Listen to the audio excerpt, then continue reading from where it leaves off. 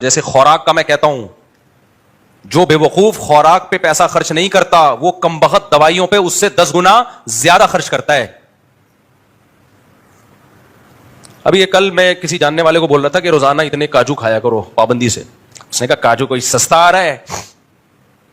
میں نے کہا میں یہ نہیں کہہ رہا کہ بیلچے سے اٹھا اٹھا کے کھایا کرو. 7 دانے پہ کتنا خرچہ آئے گا بھائی؟ 7-8 دانے روزانہ چبا کے کھا لے. اس سے زیادہ تو میں نے کہا تم یہ بیلنس میں اور جو نیٹ استعمال کر رہے ہو اس سے 20 گنا زیادہ خرچ کر رہے ہو تم اس پہ. تمہیں کہیں کام ہوتا نہیں، بائک پہ پیٹرول ڈال کے جا رہے ہوتے ہیں نا، وہاں جا رہے ہیں ادھر جا رہے ہیں، آڑے ترچے وہ گھوم رہے ہیں اور کتنے پیسے اڑا دیے اس میں. ٹھیک ہے کاجو بہت مہنگا ہے لیکن 7-8 دانوں کو اگر ڈیوائڈ کر کے دیکھو تو پھر کتنا آ رہا ہے اس میں خرچہ.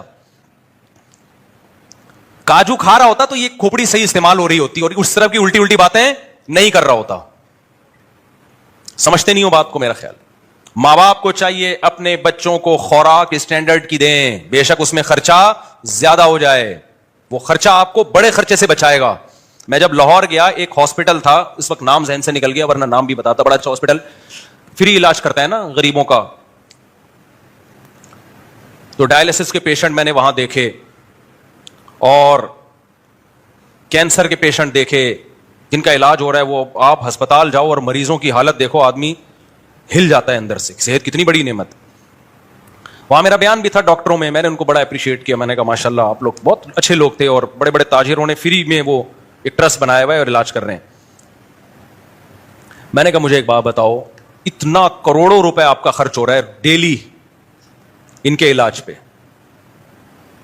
اس سے بہتر یہ نہیں ہے. ہمارا مقصد تو انسانیت کی خدمت ہے نا، یا ہسپتال دکھا کے چندہ لینا ہے؟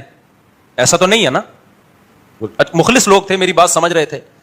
میں نے کہا آپ یہ کیوں نہیں کر لیتے؟ یہ جتنے غریب یہاں جو ڈائلسس کے پیشنٹ ہیں، کینسر کے پیشنٹ ہیں، شوگر کے پیشنٹ ہیں، آپ ان غریب علاقوں میں جا کے ایسے پروگرام کیوں نہیں کرتے کہ ان کو ایسی تدبیریں بتائی جائیں کہ گردوں کے مریض بنے ہی نہیں. وہ کیا خیال ہے بھائی؟ کچھ بیماریاں کامن ہیں نا، ڈاکٹر کہتے ہیں اگر 8-10 سال پہلے آپ ان کی پلاننگ کر لیں تو آپ کو بیماری قریب بھی آپ کے نہیں گزرے گی. ہارٹ پیشنٹ بھی پڑے ہوئے تھے. ماہرین کہتے ہیں کہ دل کا جو اٹیک ہوتا ہے نا یہ اچانک نہیں ہو جاتا. 15 سال سے دل کے ساتھ زیادتی ہو رہی ہوتی ہے. 15 سال دل برداشت کرتا ہے. سمجھتے ہو کہ نہیں سمجھتے؟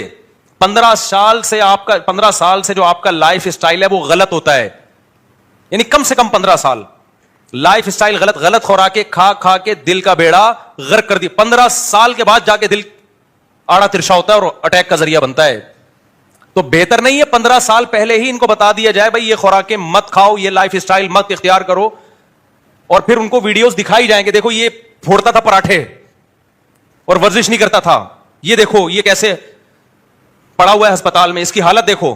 جب آپ ویڈیوز دکھاتے ہیں نا انسان کو بڑی عبرت ہوتی ہے.